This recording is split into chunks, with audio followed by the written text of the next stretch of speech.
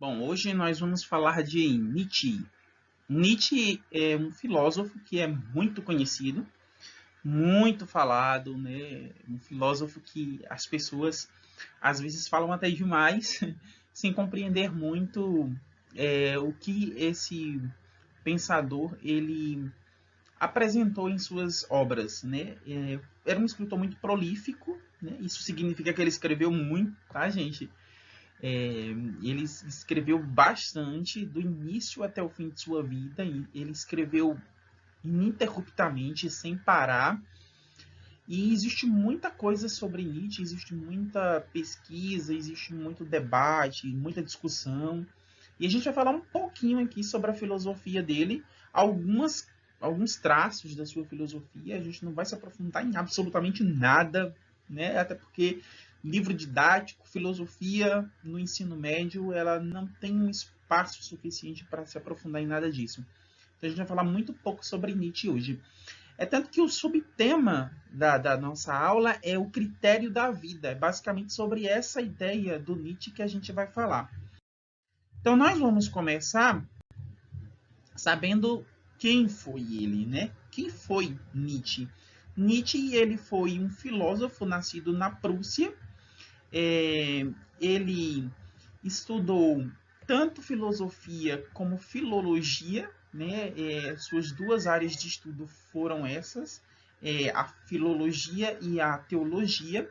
E por incrível que pareça, né, apesar de ter estudado teologia, Nietzsche ele era ateu, né? Ele morreu, né, seguindo essa ideia do ateísmo, né? Tanto que uma das frases mais famosas e que mais repercutiu do Nietzsche na tradição ocidental é a frase que ele proclama a morte de Deus, né? Que recentemente aí se transformou em algumas obras cinematográficas e também em um livro, né? Que justamente nega aquilo que Nietzsche falou, né? E também tem, até se vocês procurarem, vocês vão até encontrar um meme na internet que ele faz uma brincadeira com a frase do Nietzsche, né? Que ele afirma que Deus está morto. Isso é trazido no meme, né, de uma forma bem irônica, bem sarcástica, né? Nietzsche afirmou que Deus estava morto, isso há 2 séculos atrás, e agora Deus afirma que Nietzsche está morto, né, 2 séculos depois. Bom, um pouco mais sobre o Nietzsche, suas principais obras. Como eu falei para vocês, ele escreveu bastante, uma série de livros de filosofia, alguns mais simples, outros extremamente complexos, extremamente difíceis de serem compreendidos. Nós vamos falar aqui sobre... Falar não, apenas mencionar as suas 3 principais obras, que é Humano, Demasiado Humano, Para Além do Bem e do Mal. Inclusive, Para Além do Bem e do Mal é uma obra que traz uma série de máximas e interlúdios do Nietzsche. Uma delas extremamente tocante, que é uma frase que ele tenta falar sobre, ele tenta definir de uma forma bem radical o amor, e ele diz que o amor ele está para além do bem e do mal, né? Ele coloca o amor nessa definição, é um sentimento que vai além do bem e do mal, que ele não se limita nem a bem nem a mal. Quando você fala de amor, você automaticamente você nega a existência do bem e do mal. E por último, Assim Falou Zaratustra, que é uma de suas obras mais comentadas, né?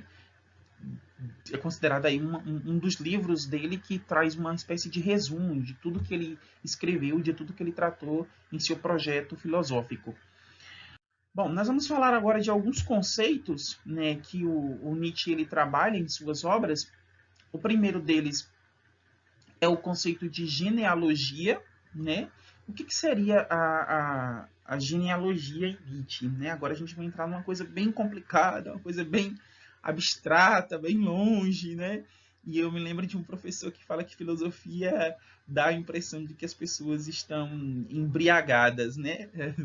Não sei se de ideias ou de alguma outra de algum outro elemento, né, que foge ao nosso cotidiano, a nossa vida comum.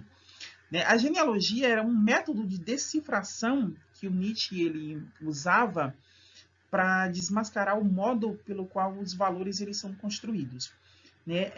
É por meio da genealogia que o Nietzsche ele tentava identificar como surgiram alguns conceitos e como esses conceitos se tornaram verdades absolutas e eternas.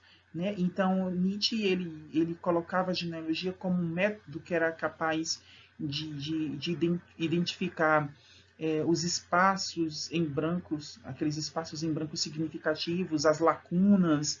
Ele tentava identificar o que não foi dito ou aquilo que foi reprimido. E por meio disso, a genealogia ela conseguia rastrear, ela conseguia chegar à origem de determinados conceitos e isso mostrava para a gente como esses conceitos, como alguns desses conceitos, eles tinham se transformados em verdades, né, absolutas, em verdades eternas, que não seriam mais mudadas, que a sociedade ela negaria a promover alguma mudança. Bom, a genealogia, na visão do Nietzsche, ela levaria a um resgate do conhecimento primeiro. Né? Assim, usando o método da genealogia, usando esse método de decifração para desmascarar o modo pela qual os valores eles foram construídos ao longo da história da humanidade, nós resgataríamos um conhecimento primeiro. Só que a visão que as pessoas têm desse conhecimento primeiro é uma visão equivocada. Isso por quê? Porque as pessoas elas vão ver esse conhecimento primeiro como algo que não sofre uma mudança, né? E isso não é possível, né? É tanto que o Nietzsche ele vai colocar aí que alguns desses conceitos, né, alguns desses conhecimentos, eles vão ser também transformados em dogmas, né? Então, e isso é um erro, isso é um engano. A gente não pode transformar nenhum conceito em dogma. Então, quando Nietzsche ele usa esse método da genealogia para analisar, para compreender algumas coisas, ele vai chegar à compreensão que a vida ela tem que ser encarada, né, como um devir, ou seja, a vida ela está em constante mudança. Mas por que ele coloca isso? Porque justamente essa ideia dos conceitos como imutáveis, como não modificáveis, como eternos, como verdades absolutas, ela é justamente o contrário dessa mudança. Então, o que se impõe nesse caso é a vida como mudança, como devir. A palavra devir ela aparece muito na filosofia, desde os pré-socráticos, com o sentido de vir a ser, né? Aquilo que está sempre em mudança, aquilo que vem a ser, vem a se tornar algo, aquilo que vai sofrer uma alteração e vai se transformar em outra coisa. E a vida, o Nietzsche ele mostra, ele define dessa maneira, como um vir a ser. Então, esses conceitos que são, né, esse conhecimento primeiro, que é visto como um dogma, como uma verdade absoluta, como algo imutável, algo que não pode ser modificado, ele não corresponde à ideia de vida como devir, né? Porque ele acaba impossibilitando a mudança. E a vida ela seria justamente essa mudança. Inclusive, quando a gente fala de critério da vida, a gente está falando basicamente dessa ideia do Nietzsche de mudança, né? De transformação. É tanto que vai avaliar a questão da... Quando Nietzsche vai avaliar a questão do critério da vida, né, ele vai se basear na intuição, né, nos instintos. Quando você analisa a partir dessa ideia da intuição, do instinto, do conhecimento intuitivo, o único critério que se impõe é o critério da vida. O que seria esse critério da vida? são esses sentidos que nós atribuímos às coisas, ou seja, a forma que nós encontramos de perceber as coisas. Né? O critério da vida seria isso, a forma que nós encontramos de perceber, o sentido que nós damos às coisas. Tanto que a filosofia de Nietzsche ela é uma filosofia que mostra muito a questão da interpretação. Né? A forma como nós enxergamos, os valores que nós atribuímos às coisas. Né? Nós atribuímos valores, nós atribuímos sentido às coisas. Isso é o que ele chama de critério da vida. Esse critério da vida ele vai ter dois efeitos, né? Ele vai ter dois efeitos sobre o querer viver. Quais são esses dois efeitos? O primeiro, fortalecer, que é, no caso, um aspecto positivo, né? Porque o sentido que a gente vai atribuir às coisas vai fortalecer o nosso querer viver, a nossa vontade de viver. Ou esse sentido que nós vamos atribuir às coisas, ele também pode degenerar o nosso querer viver. Então, no caso, dependendo do sentido que a gente atribui às coisas, a gente pode tanto levar aí a uma atitude positiva em relação à vida, que seria o fortalecimento do querer viver, como a gente pode levar também a uma posição negativa em relação à vida, que seria a degeneração do nosso querer viver. Então, e tudo isso depende justamente de quê? Dos sentidos que nós atribuímos às coisas. Porque as coisas elas vão ficar num nível muito da abstração. Né? E a abstração ela é justamente quando nós elaboramos os conceitos. Né? A gente vai ver mais adiante que o conceito para Nietzsche, a ideia de conceito, não é uma ideia muito positiva, uma ideia muito boa. Por quê? Porque o conceito ele é limitador. Né? E esse conceito limitador acaba levando a essa possibilidade de degenerar o nosso querer viver. Isso a gente pode entender de uma forma mais simples quando a gente analisa, por exemplo, um conceito de algo que tem um efeito sobre o nosso querer viver. Nós vamos pegar aqui uma coisa bem presente na nossa sociedade, bem significativa, que é o amor. O que seria o amor? Bom, para começar, a gente não consegue compreender a natureza ou a essência do amor. Né? A gente não tem a capacidade de compreender a natureza e a essência do amor. Então, o que, que a gente vai fazer? A gente vai criar um conceito de amor, que é uma definição, né? Uma ideia, um enquadramento. A gente vai pegar e dizer o que é o amor. Mas como a gente pode dizer o que é o amor se a gente não tem um entendimento da sua natureza ou da sua essência? Então, a gente vai observar atos individualizados, as ações individuais. A gente vai pegar um conjunto de ações de várias pessoas, que, por sinal, essas ações, né, a forma como essas pessoas agiram, são formas muito pessoais, muito singulares, muito particulares. A gente vai analisar uma série de ações individuais e essas ações que a gente vai observar, a gente vai reunir todas elas e dizer que isso é o amor. Então, a gente criou aí um conceito de amor, baseado em quê? Em ações individuais, com todas as particularidades que essas ações individuais têm. Então, esse conceito ele é uma abstração. Ele não é aquilo que nós poderíamos afirmar que é a essência ou a natureza do amor. Ele se trata apenas de uma abstração. E é aí que está justamente o perigo, né, das abstrações. Porque nós não podemos transformar a vida, né, reduzir a vida a conceitos abstratos ou a ideias, né, a definições que são, né, definitivas, que são imutáveis. E é isso que a gente faz quando a gente cria conceitos. A gente reduz a vida a ideias que são muito definitivas, a conceitos que são muito abstratos. Né? A gente reduz a vida a abstrações.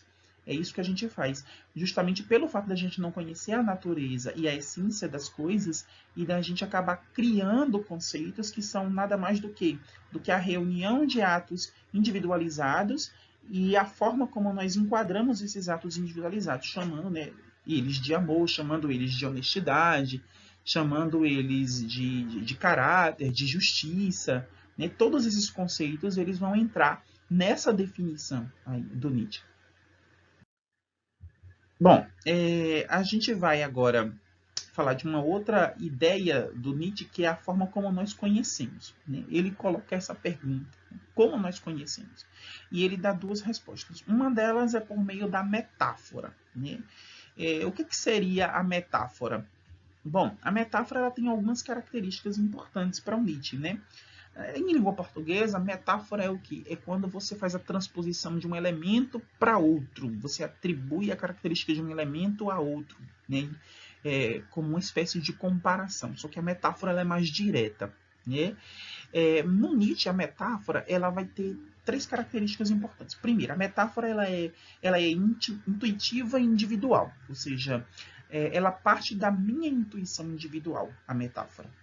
É um sentido que eu crio a partir da minha intuição individual. Segundo, a metáfora ela tem a capacidade de perceber as coisas no seu devir, na sua mudança. Ou seja, a metáfora ela não cria conceitos. Né? A gente já vai ver justamente que a ideia do Nietzsche é de que o conceito é um resíduo da metáfora. Né?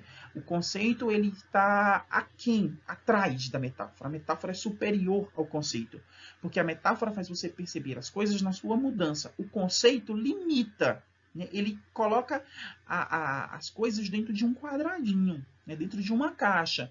A metáfora não. A metáfora tenta entender as coisas fora dessa caixa, fora desse quadradinho. Ela não tenta limitar o entendimento das coisas. Então, ela percebe as coisas na sua mudança.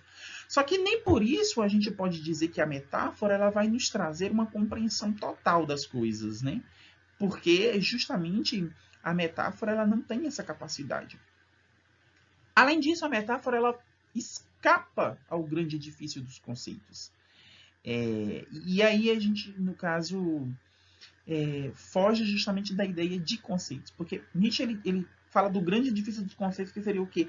Todos os conceitos que a humanidade criou para uma série de coisas, né? Como eu acabei citando antes. A humanidade tem uma ideia do que seja o amor, do que seja a honestidade, do que seja a justiça, do que seja o ódio. Tudo isso é o que ele chama de edifício dos conceitos.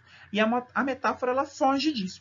Porque lembre que a metáfora ela é baseada na intuição individual, ela é intuitiva individual, e que a metáfora também ela percebe as coisas na sua mudança, fora da ideia de conceito, que é uma ideia de que as coisas precisam estar encaixadas, elas precisam estar dentro de um determinado limite.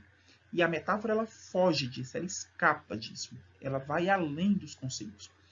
Outra forma que Nietzsche fala que nós conseguimos conhecer por meio do perspectivismo. Esse perspectivismo lembra um pouco a ideia de relativismo na física, né? O perspectivismo é justamente você tentar perseguir uma ideia sob diferentes ângulos, ou seja, você tentar olhar para algo a partir de diferentes pontos de vista, né? Você olha, por exemplo, para as relações entre duas pessoas a partir de diferentes ângulos. Não é mais a ideia de conceito, porque o conceito seria apenas um ângulo, tá? O conceito, lembra que ele é limitador. O conceito, ele é restritivo, ele coloca as coisas dentro de uma caixinha. O perspectivismo, ele pega essa caixinha e fura, e permite que você olhe por vários buracos diferentes o que está lá dentro. Então, a ideia de perspectivismo é essa, é você perseguir, é você observar, é você perceber uma ideia a partir de diferentes ângulos. E aí, nessa ideia de perspectivismo, nós temos também duas consequências, né? Primeiro, aqui o perspectivismo, ele não leva ao conhecimento das coisas em si, né? Ele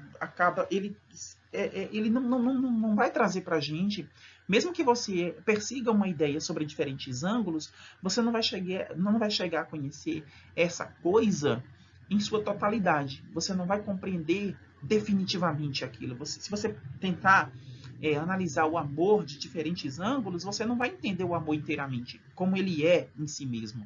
Você não vai chegar a esse tipo de conhecimento. Mas então, se nós não vamos chegar a esse tipo de conhecimento, para que o perspectivismo ele seria útil? Nietzsche diz que ele seria útil porque ele vai nos aproximar da complexidade da vida justamente em sua mudança. A vida ela é muito complicada, ela é muito complexa. Por quê? Porque ela é mutável, porque ela é dinâmica, porque ela não é estática, ela não está parada. A vida está em constante transformação, em constante mudança. E por causa justamente dessa mudança, por causa dessa transformação o tempo todo, é que a vida ela vai ser difícil de ser compreendida. É por isso que a gente diz que ela é complexa, né? É como se ela fosse formada por vários fragmentos. E entender como esses fragmentos eles se organizam e desorganizam e se organizam de novo é muito difícil. E aí o que a gente vai dizer? Que o perspectivismo, ele pelo menos nos aproxima dessa complexidade da vida. Né? Ele não vai nos conectar diretamente, ele não vai dar para a gente uma solução, mas vai nos aproximar dessa complexidade. Então a gente não vai ficar tão perdido como a gente ficaria se a gente seguisse a ideia dos conceitos, que é tão limitante, né? Que acaba colocando as coisas em blocos, que acaba dividindo as coisas ali em caixinhas, né? Que acaba fazendo com que a nossa visão ela seja uma visão muito limitada, uma visão muito alinhada a determinado ponto, fazendo com que a gente não olhe para os outros lados, né? A ideia de conceito é essa, você precisa olhar para essa direção, você não pode olhar para o lado, você não pode olhar para o outro, porque é uma ideia que limita muito. E o perspectivismo faz com que você olhe as coisas de diferentes ângulos. Isso não vai levar você ao conhecimento de como essas coisas elas são em si mesmas, mas vai fazer com que você se aproxime da complexidade da vida nessa mudança que ela tem o tempo todo. Então, essas são algumas ideias aí do Nietzsche. Espero que tenha se tornado pelo menos o mínimo possível de compreensível. Né? Filosofia não é fácil de ser compreendida. A gente entra muito nesse mundo tão distante das ideias, né? Tão abstrato, tão fugidio, tão fora da gente, né? Fora do nosso dia a dia, fora da nossa trivialidade, do que a gente vê, do que a gente tem contato todos os dias.